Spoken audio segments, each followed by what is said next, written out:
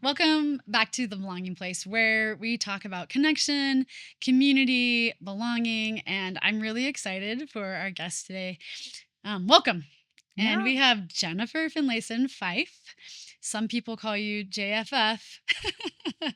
I'm really excited to have you today for many reasons that we're going to get into. But the first question I usually ask everybody is to talk a little bit about yourself. And I usually say like the elevator pitch, since you have a whole Mm, huge vast lived life. But like if you were to give a little mm. summary of you. Let's see. My professional focus has been really working with Latter-day Saints around how to forge a more honest, intimate relationship with oneself and in a marriage if you're married. And so, my this is a long elevator, right? It's okay. We're going up floors. But I wrote my dissertation on Mormon women's experience of sexuality, Mm, basically looking at the question of how much agency did they feel? Did they feel like they belonged to their sexuality? And, how was the transition from being single into marriage? So that was my dissertation research. And then I put it all down for a bit and then picked it up maybe 8 years afterwards when okay. my kids were a little bit older, a little more established.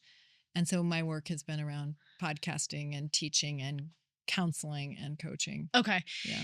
You mentioned that you had kids, so I'm guessing you got married in there. Yes. And you Yep. have how many kids? 3 kids. Okay. And where are you from?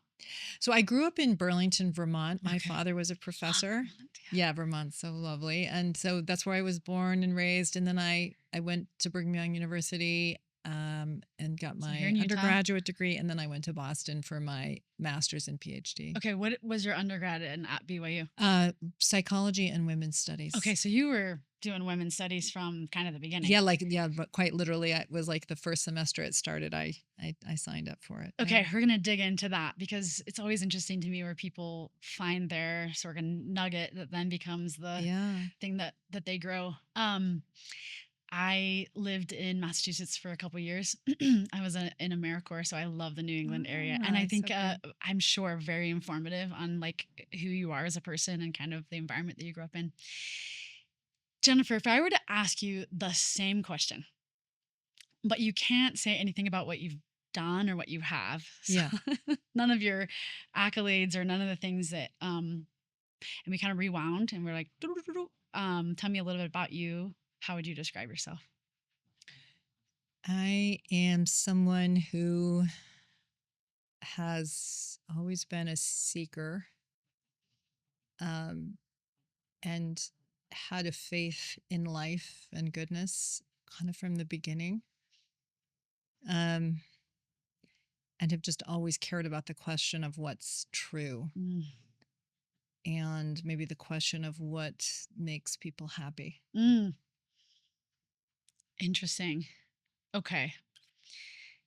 Which explains a lot about then where you went and what you, but I'm really curious about this kernel of belief and then why or what happened in your life or what question lit up your heart specifically to go into women's studies. Yeah. There's a lot of venues that Yeah. could go. Well, I think that when I was a young person, I just was such an observer of people. And I I remember thinking I was very grateful that I wasn't a boy. I Mm, thought boys had it hard. I really did. I yeah, thought yeah. the world was more demanding of them in a way. And that my father was harder on my brothers. He wasn't hard on me. I Mm, mean, so there was on the one hand that experience, but on the other hand, I grew up very much during an era in the church where we were unambivalent mm. about the idea that women should defer to men, that women are there to support men, that when you get married, you take on his name and you are there to kind of back up his career and his church service and so on. And so that's where, and then you are there to raise So that's children. your backdrop. Yeah. That is Yeah. 100%. And so I grew up in that understanding, and I think I could see in my mom that she fully embraced her role as a mother of 8 children, and she loved being a mother. But I also could track that she didn't have equal standing with my dad, Mm, that what my dad desired had a bigger vote than what my mom desired, that they weren't fully equal, mm, really. I mean, that's how they set it up in a traditional way. She never complained about that, mhm. but my soul felt ill at ease with it. I wanted to be married. I There was a wanted scratch to there that love was a like, man. I wanted those things for my life, but I was like, I don't want to fold into a man's life. or subservient or any, I yeah, yeah. just didn't. I had I have had fear about that.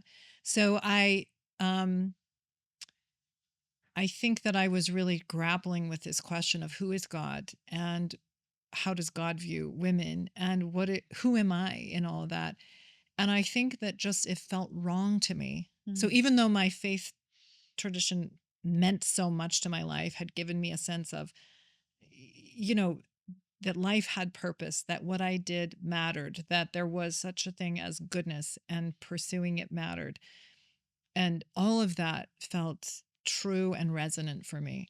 But then there was this question of like, in particular, when I was younger, like, how did God see men and women and what was their real relationship to one another? That felt wrong to me. mm, And I just was trying to figure it out. Am I messed up or is mm. the way we think about it messed up? Even that alignment of, is this actually how God sees us, or is this sort of, I mean, I think we like to use the word like culture versus like Yeah. doctrine, right? Yeah, Is this exactly. actually how? Yeah, those are big Yeah. questions of the heart. Yeah. Yeah. And in some ways, I preferred the idea that I was messed up. Like something was wrong with me, that I wasn't just at peace with it. Because a lot of my friends and some of my church leaders and so on just were like, you're thinking too much about this. You're a Like disruptor. yeah, you're just come on, like where's your faith kind of. And I just couldn't make myself be okay with it. Yeah. Mhm. Squish. I sometimes call about like squishing yourself into this, like an elephant into a like a mouse, right? Like I have big questions. I Yeah. have big relational yearnings. I have big, and so you were just like, I'm gonna go after it. Yeah. And can you tell me, like, we can kind of see in the body of your work and how many people listen to your podcast and how many people are taking the courses that obviously like it has seemingly gone well. But Yeah. if we go back, kind Yeah. of, I want to focus a little bit on this Yeah. maybe Sure. disruptor side of you. Yeah. Like, can you talk a little bit about that journey of choosing to sort of Yeah. pick topics and then continue to pick up topics Yeah. that weren't sort of like comfortable Yeah. or sort of easy, Yeah. and what that was like for you and maybe your relationships? Yeah, sure. Yeah. Let me see. Where do I start? I mean, it's really because even when I was an adolescent, I was asking questions and I wasn't trying to be disruptive. I Yeah, of was really course. trying to borrow the wisdom of other people. I was really trying to figure out what do they understand that I don't yet understand. And often coming up a little bit disappointed that they didn't have more to give me, that they didn't have a deeper understanding. And again, I kept wanting to be the one that was wrong. And so I decided I'm going to serve a mission because on a mission I can give my whole heart to this and I can test everything in a sense. Like if I do all the things, I serve with my whole heart, I pray, I fast, I do everything. I I need the confidence to be able to let go of my questions and right. And yeah, that was really because I looked at people around me and they're like, I know everything I'm and only I've got laughing all the because those experiences just add more yeah, questions and they unearth more. right. I'm guessing. Well, but I think the tradition that I was hearing was this is a question you get answered and then you stop needing to ask Yeah. questions, right? And Yeah. so I'm Or you put like, it on the shelf. yes, or you put on the shelf. And I was like, I want that. Because I wanted to belong. I wanted, I loved my LDS family really, truly with my whole heart. And I wanted to belong. That I was like, why does everybody else seem to have so much more ease with this than I do? At least that's what seems to be showing up. So, in short, like my mission experience was really one in which I came away with the clarity that God I remember like asking God, like, are you saying that I should be dishonest in order to be good? Right? Do I just put these That's questions self-betrayal, right? Do I away just and pretend and just go with what I'm being told is true. And that is the way to be Or devout. happy or Yeah. And really my mission was a response to that, which is the no. No, that to actually, that what is good is to pursue what is true and to align yourself with it and to live it. And that Oh, I there love are that. false traditions and it's discerning what is true and what is false tradition and standing up for what's true. And that's the spiritual process. It's like, I just wanted to be handed. I mean, and I'm not saying that there's anything really wrong with it. I just thought that's what it was. Is that was that what everybody else had? Yeah, I remember growing up similarly, and I just had a questioning heart. And I remember thinking all the time as a kid, like, how do I get the non-questioning I heart? know. Like, how Yeah. do I look around at the people who are like, just sort of, and I didn't have a better word for it at the time, but it seemed like blind faith. Like Yeah. they just took it, and Yeah. I was just like raising my hand in life and just was like, wait, what about that? Yeah. I fortunately grew up with a father who, worked for the church in S&I and CES and had done so much digging and learning and wasn't about to be like, let me gift you all the years of my experience, but like, hey, if you have questions, there's answers. Like, go Yeah. find them. Like, kind of roll up your sleeves and like work at it. It's interesting because I feel like we kind of live in a society that says, we have these names. We have Yeah. like faith crisis, and we Yeah. have like midlife crisis, Yeah. and I'm in that second area of my life right now, and I sort of think like we need to reframe these. Yeah. These things aren't always crisis. They Yeah. aren't always disruptive, right? Yeah. Asking questions doesn't always mean that like you're trying to be a disruptor, but you're Yeah. seeking to understand. You're getting curious. You're sort of trying to find, like you said, your alignment of truth. Okay, so you're on that journey, and how is Yeah. that? You're Well, on the mission, and yeah, then well, that response actually scared me, to be honest, because it wasn't like, "Don't worry, it's all true, it's all right, yeah, just just move forward." It was like, "No, you have there's more responsibility," and mm, I feared the invalidation of being honest. I feared that I would lose belonging, and I didn't want to lose belonging. And so I think, it took me a little while to really accept that answer, mm, actually. And so I think um, I knew at a certain point, a few years later that I didn't want to leave, but I needed to find a way to be true to myself and be in yes. if I could. Right. And so, This yes. dissonance or this gray, right? Like the need to sort of leave if you don't have all the answers, but how do you stay and work through it? Yeah, and it's kind of hard because in some ways you feel like you don't belong anywhere. I mean, you don't Yes. like you sort of feel lonely at church. You feel lonely with non-Mormons. You feel, and like you don't feel fully understood. I don't know if lonely is quite the right word, Yeah. but there's a sense of I don't quite. There's not quite an I mean, I Yeah, would also add, because I'm single, like in all these spaces, particularly in the LDS church, right? There's a big emphasis on families being units, and so yeah, not yeah, only do I hear you, but I yeah. like live Live in that. that I'm sure. space. Yeah, yeah. 100%. Yeah. So but I think that because I felt God's validation, like I just had more You're okay in the confidence space that that I you was have. okay. It's not Yeah. that I had all the answers or anything You're like okay in that, the seeking, though. but it was okay that I was seeking. And it was more than okay. Like it was kind of the only way to live life for me. I needed to do it. In alignment, right? Yeah. Yeah. So I think, one of the questions that emerged, I was actually asked to teach an undergraduate course on human sexuality Okay. and also drugs and alcohol, which is so funny as a Mormon. I'm like, okay. Those are funny. I Let me said stand no. up I said here. no to the drugs and alcohol one, but I did say yes to the human sexuality one. And that became like, I was working with students that were Catholic and sort of their questions and their challenges. And it was really making me think more about the Latter-day Saint community and what were women's experiences there, because I had friends who had gotten married and they were like, sex is terrible, Jennifer. Don't get married for sex. Like, don't do it for that reason. And, and, and, just wondering like, how was this going for Latter-day Saint women? Also reading a lot of feminist literature about the ways that patriarchies suppress women's sexual agency. And so my question was this benevolent patriarchy suppressing of women's relationship to their bodies and their sexuality in the way that the feminist critique would suggest, or was it something different than Mm. that? So that's what my dissertation research was, which was very fascinating research, and it was probably one of the few people who actually enjoyed reading their dissertation and even had my mom even read it, because it was Yeah. interesting.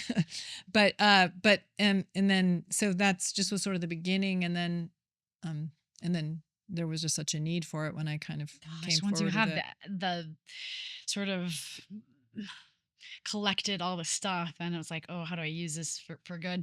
I'm curious, we live in a world that kind of wants to just like label people things. Yeah. I would say that like your research seems to lean like pretty heavy on like the feminist side of things. Did this come up in this journey of people sort of wanting to put a label on you, or sort of wanting you Yeah. needing to sort of say that you're anything other than I'm a member that's doing good Yeah. research? Or like Um, I honestly haven't gotten a lot of that. I've oh, gotten some, okay. but not a lot. And I think it might just be more about my style. It's not very confrontational, or I'm not trying, at least when my better self is there, I'm not trying to change people so much as just reveal who I Yeah. am. Or beat a drum. You're Yeah. not trying to beat a drum of Yeah. like, yeah. And so, I'm grateful that my parents were just people that they were just proud of me even when they shouldn't be, really. Do you know what I mean? Like they just kind of like, whatever you're doing, we think it's really amazing. And They give you space. yeah,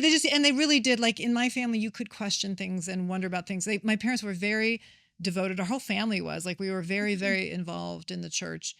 But there wasn't as much focus on compliance of thought, or compliance of, or even the idea, what does God want you to do? It was more like, what good do you want to do? Mm, And so there was a lot of ways to kind of go and be yourself in my family and still belong. And I'm really thankful for that, because I did feel the strain of like, if I'm truer to what I think, I may never find a man that wants to marry me. Like if I'm truer to what I think, I may not find an LDS man, I should say. right. And I did worry that I would not belong in the way I wanted When to you're my if you're LDS rocking the family. boat. Yeah. Yeah, yeah. But at least I knew I would be loved by the people that knew me most. And Yeah. that definitely helped. I mean, because I work with clients who that is not clear at Yes. all. And it's very painful to be up against those questions. And then there's much more of a sense of, do I belong to myself or do I belong to my family?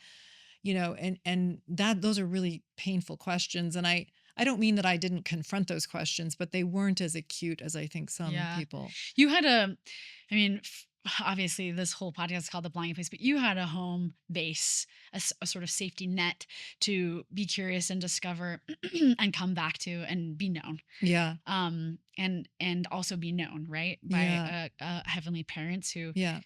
you talk a lot about in your research and in your courses and speaking about sort of this alignment for yourself and being able to take care of yourself, and then being in differentiation, right? Between like um I wonder if you want I wonder if you can tell me a little bit how that knowledge of that has changed over time or strengthened over time, or you know this has kind of risen up in some of the work you've seemingly that you've done recently and seems to matter. And maybe can you talk to Can us you a just little bit give me the about that? question one more time? I don't know if I quite have it yet. Yeah, just the importance of differentiation, I Yeah. guess, and like people that are single, people that are married, just like Yeah. maybe you can describe what that is for our Yeah. audience if they don't Sure. know, and then kind of why this is something that comes up and why you talk Why it about it. matters. Yeah. Yeah. So what differentiation is?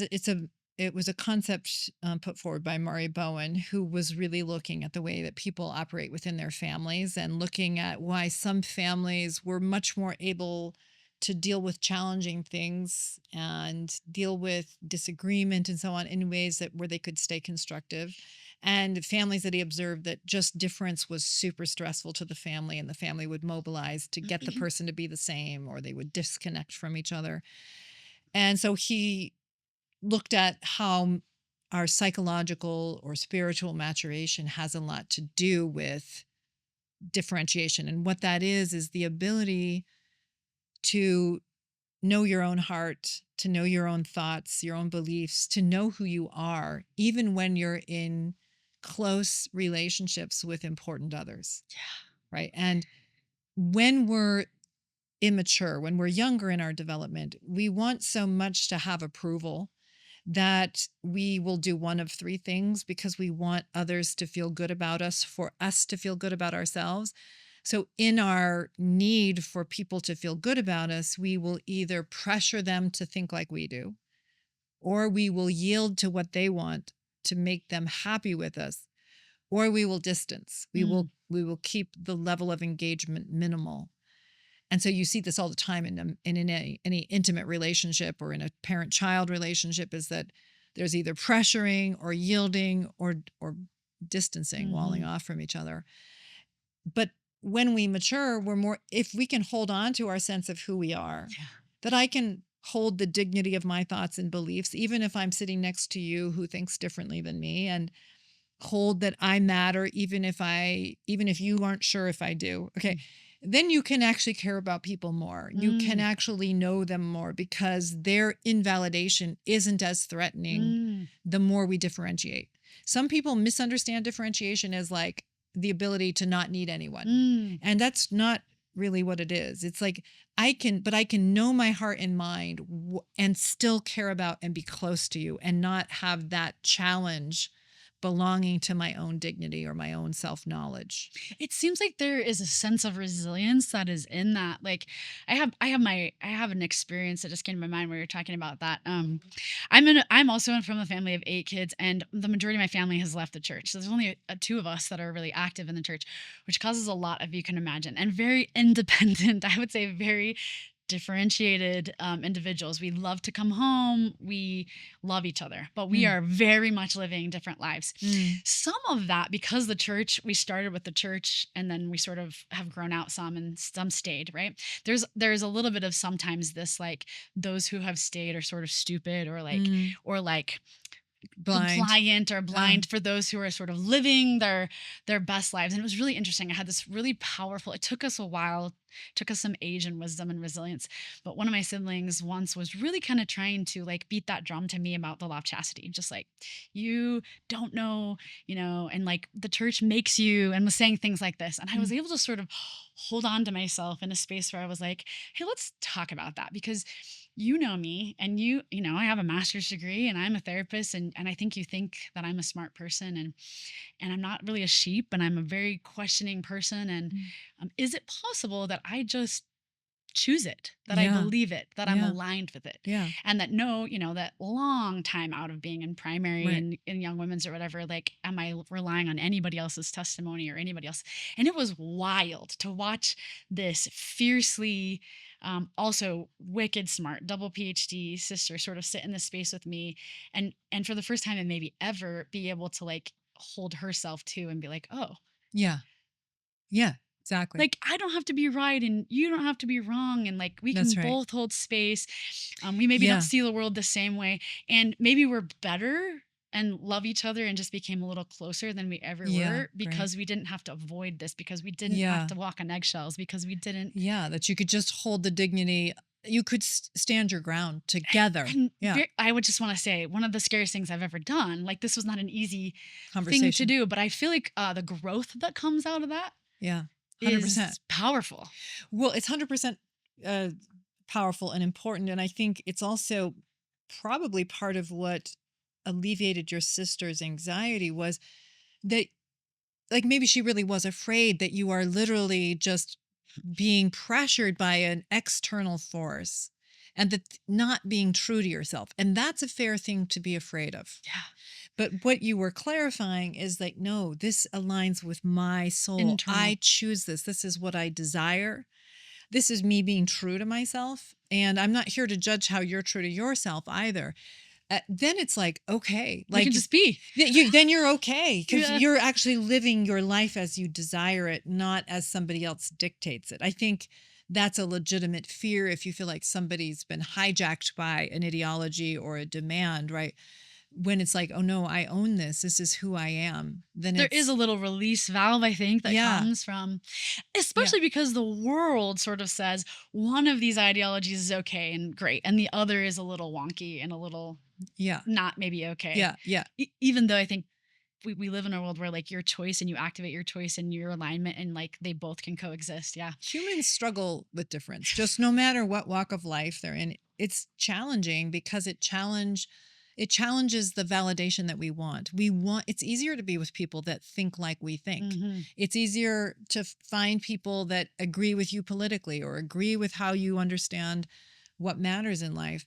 And so, because it's stressful to be with people who think differently, even though it's very fertile, it's very valuable to be with people that think differently, we tend to pressure each other and judge those that don't think the same. And so, it's a very common human behavior, and yet it interferes with the intimacy of our relationships.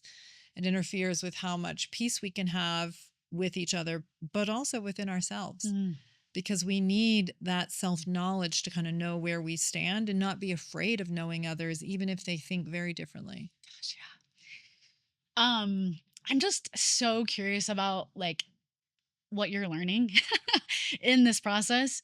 Um, this is a broad question, but something that you are learning recently, Mm, maybe, because you share a lot of like the depth of the years of experience you have. But I'm curious if you could share something that maybe you've more recently mm, brought to the table, or even I know you have a book coming out, maybe something that in the learnings, maybe not exactly mm, from the book, but like maybe something even you learned about mm, yourself in that process. yeah. Yeah. Writing the book's been pretty amazing experience because, it's one thing to think an idea, it's another thing to articulate it in a podcast, but it's another thing to write about it. Like, it demands a level of understanding and coherency within yourself that was challenging in the best way. Like, it really pushed me. And discipline, right? Yeah, and discipline. And the reason I even said yes to the project was I really could feel that there's a relationship between sexuality and our souls, or sexuality and our spirituality. And I wanted to understand what that connection was. And so, I mean, I would say most recently, one of the things that's become clear, and it was really a product of writing and thinking about it and working with clients and really thinking about, what is it that people are looking for in an intimate sexual Hmm. relationship? What is the thing that makes it desirable? What is it that they're trying to create or have or experience? And just starting to better understand the reality of eros energy, Mm. of feeling like there's a way to be in connection with something outside of ourselves that is a yearning that's in us. And one of the ways we express it is an intimate sexual connection. But we also express it in just how we are living our lives and how we're stepping into uncertainty, into the unknown, and how much life, how life giving that energetic movement is. And I just think it's something I just really didn't know or think about. I mean, like, I kind of lived it and knew it in a certain way You were inside of my. swimming all around it. Yeah, but Yeah. to actually be able to think about it and articulate it, and to see that that is the energy in a sexual relationship that's desirable. Mm. It's the energy in a life that's full of joy, Mm. whether you're in an intimate relationship or not. And yet it's scary to live like that because it's stepping into uncertainty. It's allowing people to really know you rather than the control of trying to get validation or only let people know about the part of you that you want them to know about you, and so on. And so we have this instinct to kind of protect ourselves and cling to what we know, but it's antithetical to what really gives us joy. Yeah, and there's so much it's interesting. On another podcast I was talking with a friend of mine, Nate, who does a lot of marriage research and does a lot of stuff, um and we were talking about like high low desire, and this is not just with libido, just like in life, like in marriages, right? And how there's like he was like there's 69% of like incompatible like arguments, like you're just not gonna, and it was way higher than I thought, about how do you, but like the answer isn't like jump out of the marriage. The answer is dig in and figure out where we can meet those needs or where we can have that communication. I think one of the topics that seems to be coming up more and more and more, you could tell me maybe because you're more in the field of this, but me as a therapist where I am, and also just in the dating field as a single person, is this idea of like sexual compatibility, Mm, and that like it seems to me to be coming a little bit more of a reason to sort of leave a relationship mm, versus a reason to sort of get curious, dig in, and figure out what's going on. I'd be mhm, curious about where that's showing up or how that's showing up or is that mhm. showing up in the work you're Yeah. doing? Yeah, it's like a very common idea, like the reason that you need to live together or whatever is because you got to find out if you're compatible. I would say though that people that are compatible in the first year of a relationship could be deeply incompatible in the 10th year. Because Yeah. what I'm not saying that there's nothing about chemistry. I think there is. Yeah. I think what I mean is I don't think that you could be with anyone and be happy sexually, Mm, actually. So, what I mean is, I think that there's research that shows that you are drawn to certain types of people, that they really pull at you in a different way than other types. And there's something about the soul connection of that. Some people argue it's the biochemistry of it, or literally that your kids are going to have better genes if you marry that kind of person. But we are drawn to certain people and less to others. So I think that matters. Like even liking the way your partner smells, there's something to that. yeah. And so there's so I do think there's something to the chemistry of love, just to put that out there to start with. But to really create an intimate marriage, it requires you grow up. Mm. It requires growing into somebody that can love and care about and bring your best to another person. And there's just immature people that aren't going to be compatible, if you use that language, with anyone because they're not capable of loving and knowing another person. Or even themselves, right? Because Yeah. part of being able to ask for what you need or have these vulnerable conversations to work on things or grow things, if you have an attitude of like it should just happen or it doesn't, this Yeah. is its own problem, right? Yeah. Yeah. It is its own problem. Like, if you just think it's just going to fall in place and just work itself out, you're not going to relate to the marriage or the relationship in a way that allows it to become something valuable and desirable. I mean, it's marriage or any committed relationship is just it's a chosen container at its best. You're saying I'm choosing to step into this and to love this one person well. Um, but a lot of us treat it more like now you have to love me well. Yeah. Yeah. Yeah, and It's it's your it's job yeah, to exactly. X, Yeah, so right? they treat it more like a prison, like you now have to no matter what I'm doing, as opposed to what do I owe to this relationship? What can I give? Um I think that I think you can always find a reason, an excuse Mhm. to leave. Just like I think most of the time you can find a reason to sort of grow and stay. But I think um, it's it's going to require vulnerability, and that vulnerability, you always, when you're vulnerable with somebody, you always have the opportunity to be hurt. That's right. And so, because you always have the opportunity to be hurt, you can either choose to defend yourself, choose to like put up the wall, choose or the other side. Most of the research and what we're talking about, vulnerability begats vulnerability. Yeah. Um, but like you gotta have like almost coming back to what you said with your parents, you gotta have this safe place to land. You've got to have a thing that you've put together that says like I can do that, right? Well, I don't, yes and no. I don't know if I would say it has to be clear that it's already being provided for Mm, you, not in intimate relationships. Um, in other words, if you're waiting to be safe in Eros, you will wait forever mm, because Eros requires us to step out and to care about another person, to let another person matter, to show ourselves to another person before there's the guarantee that they love you back or got it. they're going to accept this part of you. Um, parental love's a little different. Like they kind of have to love you. They Yeah. love you because they're your, you're theirs. In romantic love, in chosen love, it's more that I'm taking the risk of letting you matter, of showing myself to you more fully as someone who's not required to choose me Mm, back. And so I don't mean just cast pearls when somebody is abusive or of it's course. it's Yeah. poor choice, of course. But But on the other hand, to create a home in an intimate partnership requires that you bring your best to it unilaterally. Mm. Yeah, I love that. I'm interested in, Jennifer, if there's anything in the years that you've been studying this that has changed over Mm, time. mm, Something that you believed or thought, and then through sitting with just like so many couples or mm. sitting has sort of changed. Well, yeah, let me see. How do I put it into words? Definitely. I think so. I grew up in my faith and it was giving me all this structure. And then as I moved into my early adulthood, I was pushing against things that I Mm. did not like and I thought were wrong. And I was right about them. They were wrong. I mean, I'm not saying that I was. Yeah, I mean, I the had cognitive I dissonance. had a critique that mattered. And I'm glad that I articulated that critique. I was trying to figure out, there's something wrong about our understanding of men and women's relationship to one another. Polygamy has been an unhelpful paradigm for thinking about the male female relationship.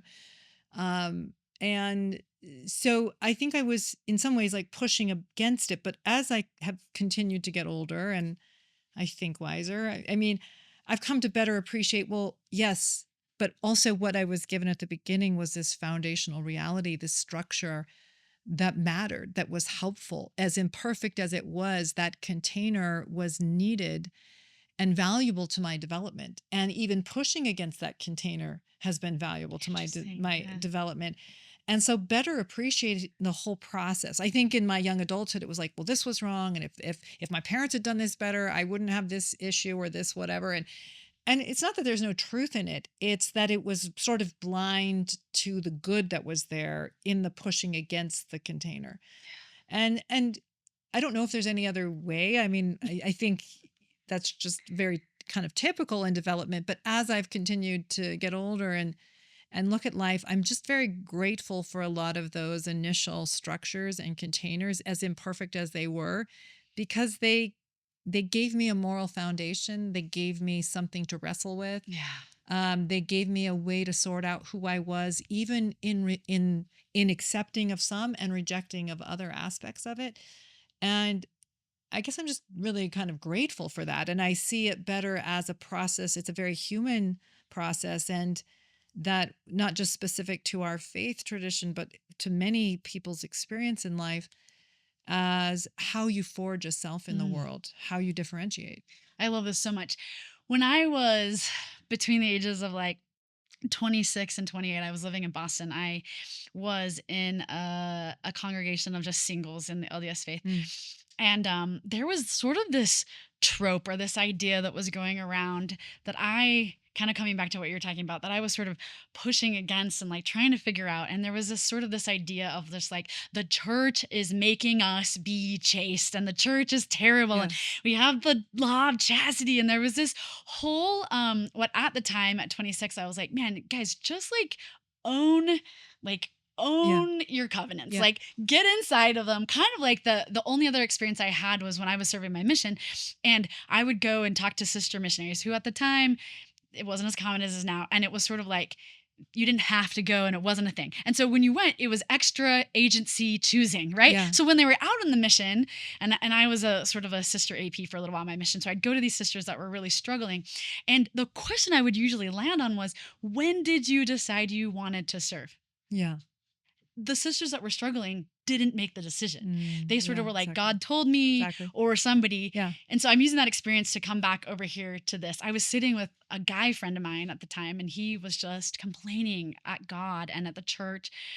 Um, I ended up just kind of looking over at him and I'm being like, man, like, when, if ever, did you decide that you wanted to Yeah. live the law of chastity or like that Yeah. you wanted to live your covenants? Because if you want to go have sex tomorrow, today, you could. Yes. Like you 100%. have the agency to go, Yes. you have drawn this box, invisible box around you, and then you have blamed somebody else that you're trapped. Yeah.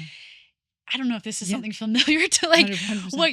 what you see and what shows up either as a single person or even in a marriage. I would Yeah. imagine this sort of false sense Yeah. of like, Entrapment, and victimhood, and yeah, versus like humans love to do owning that.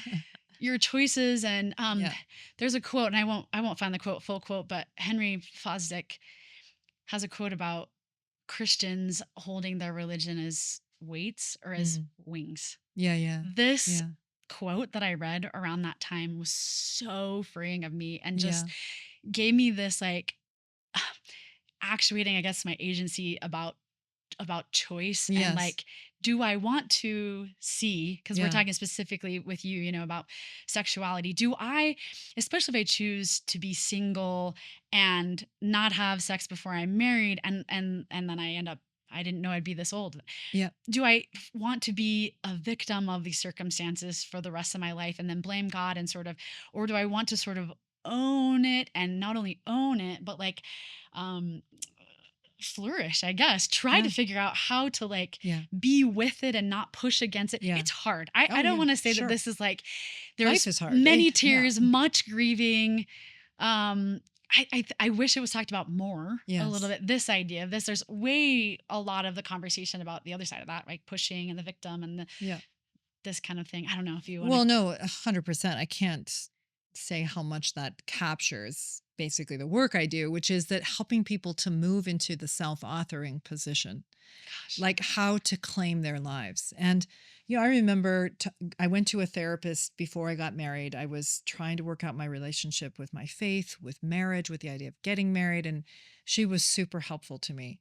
She wasn't LDS. And so I remember coming in and talking about like, this principle in my faith upsets me and I don't like it. And I don't like, I felt sort of like I had to be at church, but it wasn't it wasn't me. Mm. And I remember her saying to me like, okay, I know what all these other people want from you. What do you want? And I was like, that's a stupid question. What do you mean? What do I want? Let's stick with how I'm a victim, because that makes I get to feel better. I get to feel justified, and I don't have to take the risk of asserting a choice. And I just didn't want the self-defining reality of choosing one of two difficult paths, either to step in and allow the ways that it's different to be there, or find some way to make peace with it, or to step away and allow the loss that would be there, but find something else that I could resonate with. Which path did I want? And I just would rather straddle and resent. Okay. Yeah. Well, I wasn't alone in that. That's a very, humans So love that. many people. Yeah. Yeah. And the women in my dissertation research that thrived around the law of chastity, they actually saw sexuality as a good thing, but they chose that the women who thrived all made a conscious decision as single people that they actually wanted a committed context for being sexual. They actually didn't think of sex as a bad thing, and they weren't sexist in their interpretation of it. They actually wanted a man that was also committed to a marriage, and that would be the place that they would express and share their sexuality. Yeah.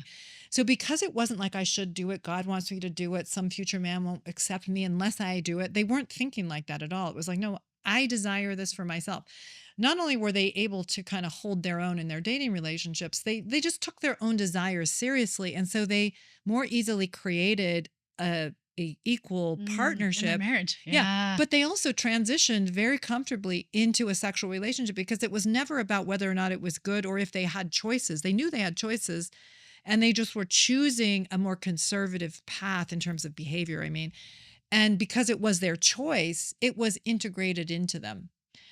Women who did it more like I should do it, others say I should, yeah, or exactly, or I need to do it for a man to love me or so. That was much more, they were first of all more vulnerable to coercion because they were referencing outside of themselves. External, yeah. Right. And then the transition into marriage was hard because it wasn't ever theirs. Their sexuality wasn't ever theirs. They hadn't really claimed a relationship to it. And that's the most important human process. And we're going to come up in different places around this. I mean, it's an uncomfortable thing. What we want is the idea that if everyone's good, they're all going to land in the exact same space. And I don't think that's true at all. I think that the way that even to understand the body of Christ metaphor is that being true to ourselves is going to cultivate real difference, but it's going to cultivate strength. Yeah. Because we're aligned with our souls, and we can love each other better from there, and we can appreciate the gifts in the other from there. I mean, it's really what you're saying happened with your sister, is that you both landed in your respective places honestly. I mean, I don't know your sister, but I'm imagining she came by that by being honest with something in herself. and that you landed in different places, but you can value and appreciate each other. We can sit And at the table yes, and not only just sit at the table and be like, oh, I don't want to throw any bombs on the table, but like really lock arms. yeah, Like, yeah, it's interesting that you say this because I guess I want to say one more thing on this. When, around that time, when I was 26, I wrote, this is a time of blogging, yeah, just to give yeah, everybody yeah, some yeah. context. I wrote a blog post that went a little bit viral. And the title of the blog post was, Let's Talk About Sex, referencing the song, Let's Talk About Sex. Oh yeah, But it was about not having sex, but being willing to be talking about people as being sexual beings. mm-hmm. So, as a woman, being able to be like, I don't want to be seen as less of a sexual being because I'm not having sex or Yeah, choosing not to. Anyway, it was a little bit scary to like put it out there, but I had talked undercurrently to a lot of people who were like, nobody really talks about this. So I kind of wrote an article. I'm embarrassed at this point at how little. This is before I was a therapist, before I had done a lot of yeah, research, but it was my reachings, right? To sort of put out an idea of like, what do we think? And I was pleasantly surprised at how many people wanted to talk about, had yearnings, wanted to be like, where are the spaces? There weren't spaces in church. You know, the only time you were talking about your sexuality is if you had crossed a line with a bishop, or yeah, if you were asking where the line was, or there just wasn't, and still probably isn't, enough conversations about what does it mean to be a full sexual person, whether you're having sex or not, or even if you've had sex in a relationship and now you're struggling in that, or you have a high desire, low desire, and it's not matching the other yeah, person. Um, and I find that like you just said, I guess I just want to echo that, like, I don't think we all have to arrive at the same understanding. I think in our reachings and our yearnings and our understanding and our questionings, and I think if we are kind, and I think if we are curious, I think if we allow space, we can reach across the table and sort of like invite these important conversations yeah. and create Yeah. change. Yeah. Yeah. And I think also just the importance of being true to our souls, like fulfilling the measure of our creation is an important process, even though we may land in different places. And if we can be comfortable in how that we have been honest with something in ourselves, honest in our relationship to divinity, we can trust other people in their process of doing that. And I think related to the question of sexuality, like trusting that people are going to land in different places around. I mean, there's plenty of people having sex that are betraying themselves, right? Right. So is this not, having sex doesn't have anything to do with being integrated with your own soul. I mean, I don't mean to say nothing to do with it, but it's not going to be the fast track to being integrated with your own soul. And so while sexuality is a part of being human, the making decisions that are in line with who we are and where we stand in our lives and being true to something in ourselves, even though it's going to be connected to loss as well Mm, as thank you for saying that. true to Yeah, ourselves, yeah. right? It's both things that I mean, I don't even know how you make decisions as a human that you're not always confronting loss at the same Yeah. time that you're making a choice. Like to even choose to marry is to lose the option of not being married Yeah. or other people that you might marry. And so, always as we choose, we're facing loss at the same time that another possibility is available to us. And part of what's living life well is tolerating that we often don't have the choices we want. Mm. And a lot of people that I'm working with that are married don't have the choices that they want, yet they still have choices to make. Um, I'm glad that you brought up loss. I think one I talk about grief a lot, both as a therapist and on this podcast.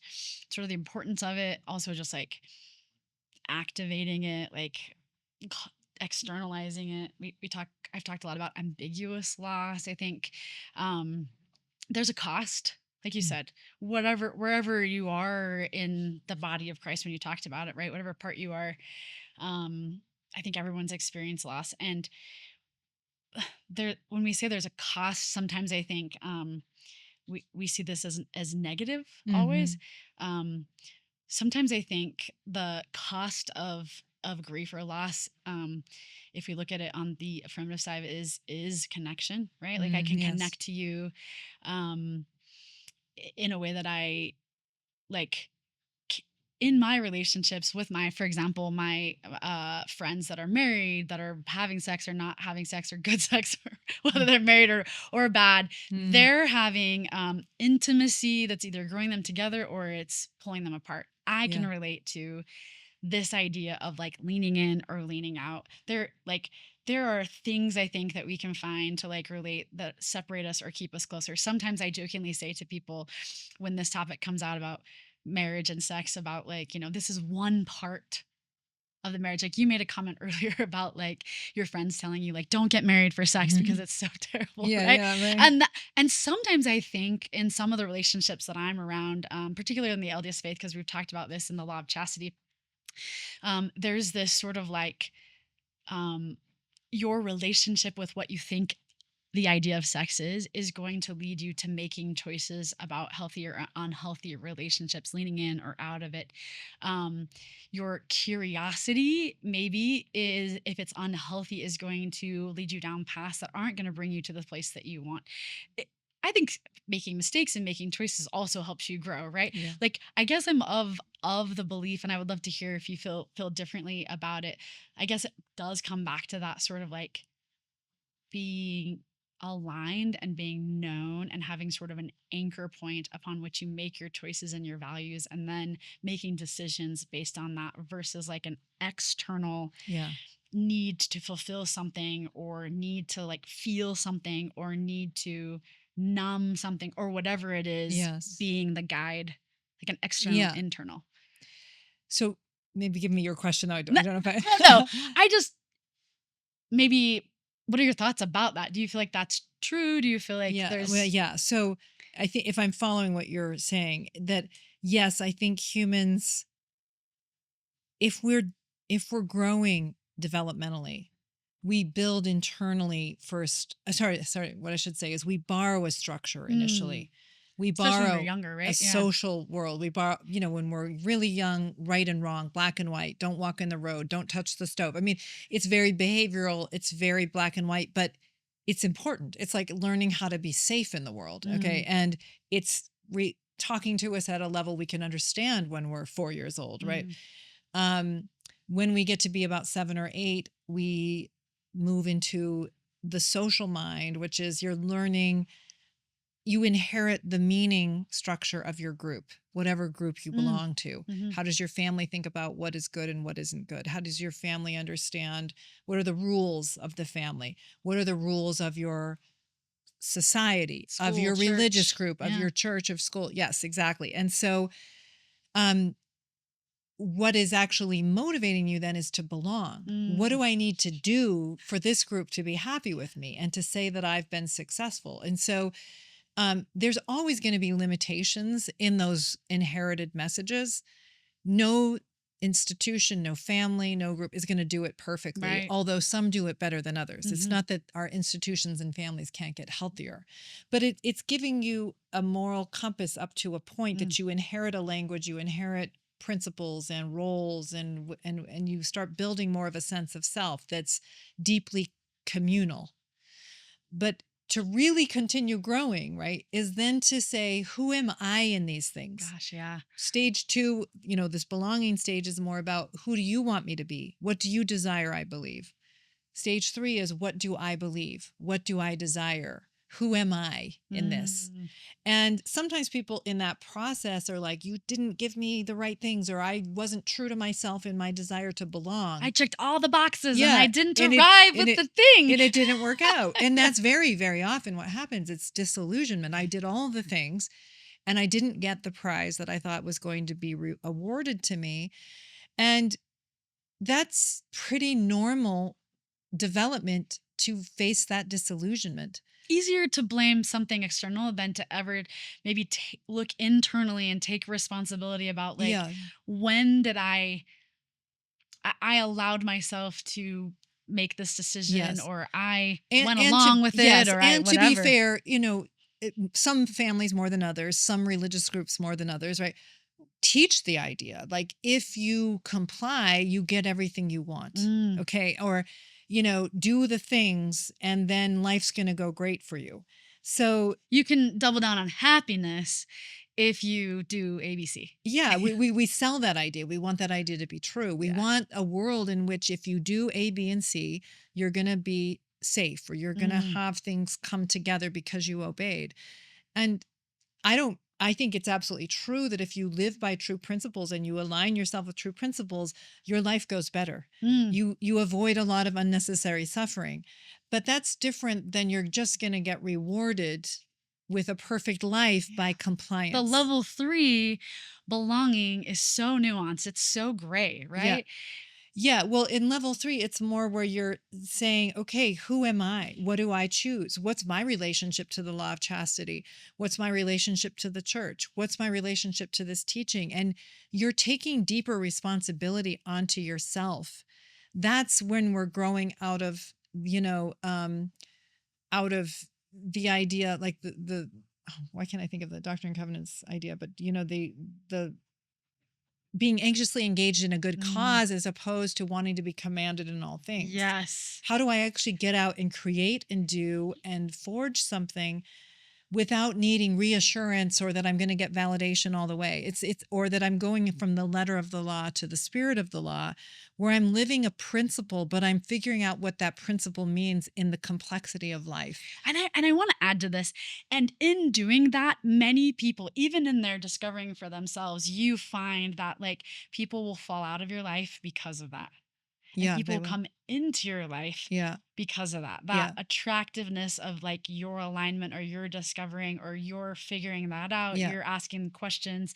Some people are comfortable with that because they're doing that. And some people are really yes, uncomfortable with that because they're pretty happy to be not at the level 3, right? They're that's right. happy to be at level 2. And so being able to even at that level making your choices. We talked a little bit earlier about maybe being a disruptor. I kind of use that word as like in a positive way, Yeah, but like when you start to make those decisions, it isn't always going to be easy, or right. there is that loss, or is Nor are you going there's to always make decisions that even your soul can back up. That is to say, you're kind of trying to figure out, who am I?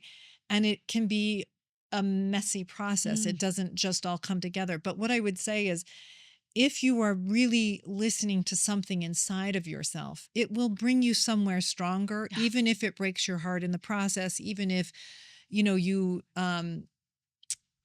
even if there's disappointment and loss connected to it, it's at least building deeper alignment. yeah. I can only speak from my life experience. I also would add to that, it does create more connection. It Yeah. does create more, Yes. More yeah, connection with your own soul, more connection with divinity, and more ability to be in real connection with another person, yeah. because you're not looking to them to prop you up in the way you are in an earlier Yeah, stage. I love Yeah. that. Okay, I'm going to ask one curveball question and then we're going to ask the belonging question. My curveball question, a little, it's not necessarily curveball, but if we were going to sit at the beginning of this podcast and we were not going to talk about sex, desire, differentiation, anything that you have spent sort of your whole career talking about, if that was like off the table and I was like, hey, Jennifer, what would you want to talk about? Oh my gosh, my whole life is my just kidding. uh, what would I want to talk about? Oh, really good design. Design. Oh yeah, I love Okay. design. Okay. A beautiful home. Okay. I love that. Anything else that you're kind of passionate about? That here's what I'm gonna ask. I'm gonna tell you, I'm gonna pull back. This is a very therapist thing for Yeah. me to do with you. I'm gonna pull back and I'm gonna say, sometimes we live our lives and in our personal lives and those around us, we like have all kinds of color. But in our professional life, we sort of have a certain color and everybody sort of sees us as that. Mm, You're this kind of a therapist. Even mm, if we love it and mm, even if we're so good at it, like you are, but there's like a whole bunch of other titles and a bunch of other things that we love. And I guess, mm. yeah, besides design, like what would you kind of be excited and passionate to talk about? Oh man. Gee, I mean, my life is pretty monomaniacal. I mean, would I be? Oh, I guess I just love talking. This isn't. I love talking about philosophy, theology, history. I love history. Yeah, Um, I love good design and good fashion. love I that. do. Yeah. Um, I love being with people. Like, I love my family, and I love, being with the people that I'm closest to. So I mean, that's just kind of where I'm I happiest, is just I love that. spending time. My second to last question is how has your own relationship with faith evolved as you've done this work? Oh, well, you know, like we talked about in the beginning, I had a lot of just faith and kind of the idea that my questions are about my defectiveness. Yeah. And everybody who's smarter than me and, a better person than me seems to have everything worked out. So what is my problem? So I think I was trusting and kind of self-denying on some level. I would say then I grew into a little more ability to trust myself and to allow myself to be wrong, but to listen to myself more. Mm. But I would say the thing that probably I've felt more and more is just how beautifully imperfect life is and how there is sort of a deep order in it, and that goodness and evil are very real things. And seeing that people are making decisions between the courageous good or the indulgent retraction and how it impacts their souls and their relationships. And, you know, working with people is a moral occupation. Like it Mm. has a morality that's sort of fundamental to it. That is, it's grappling with the question of what is it to be good here? What is it to actually do what is right here? And pushing, I guess, my deeper kind of clarity that being as truthful as we can with ourselves and one another is very fundamental to that process. And that the level of courage we bring to our decisions really impacts how much light is in our life versus how much contraction and anxiety is in our life. And I don't mean that anxiety is about evil, obviously, but I mean that if we choose against our souls, we bring more anxiety into our lives. And if we choose in alignment with our souls, even though it means risk and stepping outside of our comfort zone, we build more capacity in our souls. And I get a front row seat to that process. And it's a privilege to be able to witness it because it's so clear to me. And I was listening to Dick, Coldplay did a video with Dick Van Dyke. And so there was just a conversation that was recorded in this video where he was just saying, I'm not afraid of death. And he said, it's against any rational meaning or reason, but I just trust that it's going to be okay. And I don't know. I mean, there's so many things that I don't know. I'm not somebody who goes around saying, I know this is true and it's true. I feel like I know very You have a little. questioning heart. I Yeah, love that. yeah, exactly. But there is a growing confidence that it's all okay. There's a deep order, even if I haven't nailed it down, and I don't even need to nail it down because what matters most, I already know. Mm. Like that love is a real thing, that pushing ourselves to do it matters, that we are real forces in the world in just our decisions, and they have impact, Mm. not just on us, but on everyone around us. And then it impacts them, and then it impacts what they do. And so what I do know is I have right now and how I live right now matters. Yeah. And I feel a sense of God and goodness is real and alive. And yeah. I want to reflect back to you that what I see and what I think many people see is just such a purpose. Like, there's a lot of research out there that says part of how we stay connected and we belong isn't just like our connection, but is our purpose. Mm. You seem to be really, not just passionate, but I guess I want to feed back to you. There are a lot of people who listen to you. There are a lot of people who take your courses, single or married. There are a lot of people that are looking for people to sort of answer questions or model. And one of the things I really love about you is that you have this grounded, evidence based, calmness Mm. about a topic that is very divisive and a Mm. topic that is very sensitive, but Mm. also like hyper, like just Mm. I think and a shame driven. So thank you Mm. for giving a model of how not just for individuals, but also you've been doing a lot of how, and I think this is also in your book, but like how to talk to kids Yeah. about sex and how to model this. You're very calm demeanor. Mm. I don't know if this is something you always had or if this is something you've worked on, but your ability to talk about really difficult and hard conversations in a very calm and sort of like Mm. educated manner, Mm. I think gives a really, I can only speak for me and the people that I know that have Yeah. listened to, gives other people permission to sort of look at themselves and their sexuality and their whatever in a little bit calmer and a little bit more like reasonable and a little bit more like I'm going to take a breath Yeah. and I'm going to like just sit with myself for a little bit and I'm going to think a little bit before I, tip. That's Yeah. my term before I Yeah. tip out or tip in or Yeah. have to leave the church or have to do this. So thank you for creating that Yeah. consistently Yeah. over decades of time. I mean, that is commendable. Yeah. Yeah. Oh, it's absolutely been my privilege. I don't know how I'm so lucky to do the work I do. It's just maybe just been a yearning in my soul is to figure it out and to help other people. Yeah. And when you do the thing that I sort of feel like you're meant to do, like it spills out all over and into Mm. every area of your life. My last question I have for you is, and you've covered some of this, so if there's anything left, but I always ask people like when you think of the word belonging, Mm. what does that mean to you? Mm.